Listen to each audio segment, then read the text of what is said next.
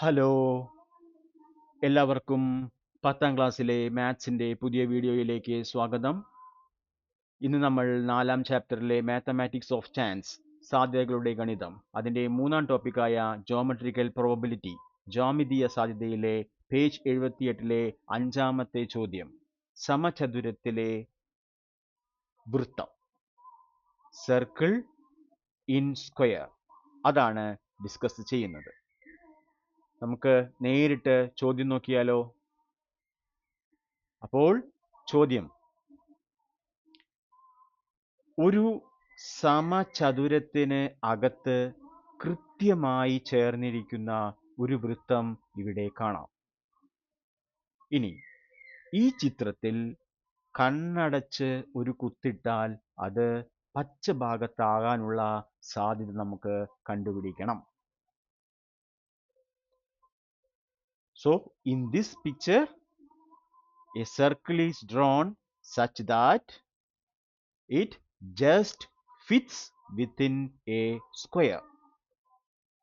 Here we need to find the probability that a dot put in the picture falls within this green region.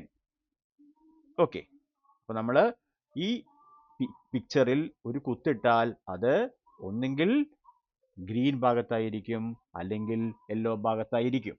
അപ്പോൾ പച്ച ഭാഗത്ത് ആവാനുള്ള സാധ്യത എത്രയാണെന്നാണ് കണ്ടുപിടിക്കേണ്ടത്. അപ്പോൾ അതിനുവേണ്ടി ആദ്യം നമുക്ക് ഈ വൃത്തത്തിൽ ഒരു ആരം വരയ്ക്കാം, അതായത് റേഡിയസ്, അല്ലെങ്കിൽ വൃത്തത്തിന്റെ ആരം r ആണെന്ന് വിചാരിക്കുക. അപ്പോൾ വൃത്തത്തിന്റെ ആരം, radius of r, radius of circle r ആണ്. അങ്ങനെയെങ്കിൽ വൃത്തത്തിന്റെ പരപ്പളവ്, അതായത് ഏരിയ ഓഫ് സർക്കിൾ πr² ആണല്ലോ. ഓക്കെ, ഇനി വൃത്തത്തിന്റെ റേഡിയസ് ആരം r ആയതുകൊണ്ട് ഇതിന്റെ വ്യാസം, ഡയാമീറ്റർ 2r ആയിരിക്കും.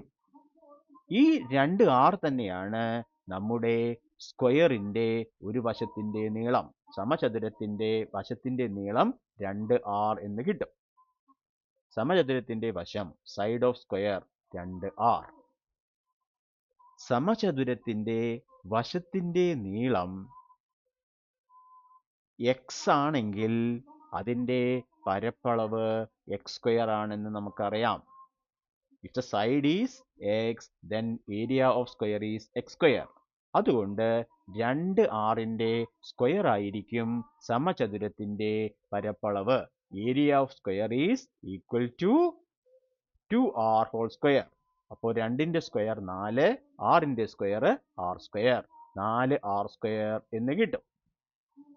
ഓക്കെ, അപ്പൊ നമുക്കിവിടെ പച്ചഭാഗത്തിന്റെ ഏരിയ, അതായത് പരപ്പളവ് πr² എന്നും മൊത്തം ഏരിയ, ടോട്ടൽ ഏരിയ നമുക്ക് 4r² എന്നും കിട്ടും.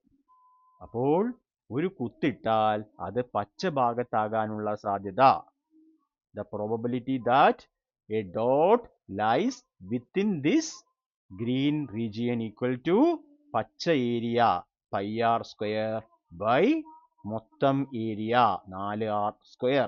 അപ്പോൾ r²ഉം r² ക്യാൻസലായി, π/4 എന്ന് കിട്ടി. അപ്പോൾ നമ്മുടെ ഉത്തരം π/4. സിമ്പിൾ അല്ലേ? ഇത് ചിലപ്പോൾ ഒരു 2 മാർക്കിനൊക്കെ ചോദിക്കാം.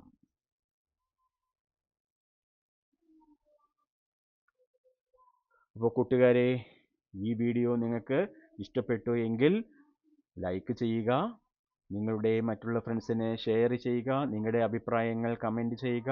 പിന്നെ ഇമ്പോർട്ടൻ്റ് ആയി ഓർമ്മിപ്പിക്കാനുള്ളത്, ചാനൽ സബ്സ്ക്രൈബ് ചെയ്ത് നമ്മളെ സപ്പോർട്ട് ചെയ്യുക. അപ്പോൾ ഈ വീഡിയോ കണ്ട് പിന്തുണച്ച എല്ലാവർക്കും വളരെ നന്ദി. Thank you. Keep learning, keep growing.